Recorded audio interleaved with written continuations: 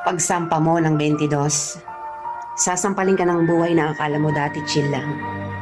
Malalaman mo na yung mga salitang hindi pinupulot ang pera, na dati ay naririnig mo lang sa mga magulang mo.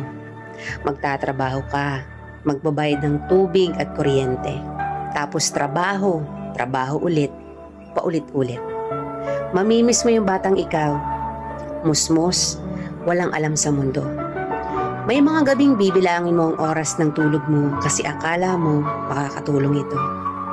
Gigising ka para kumayod, humanap ng pera. Perang akala mo sapat na.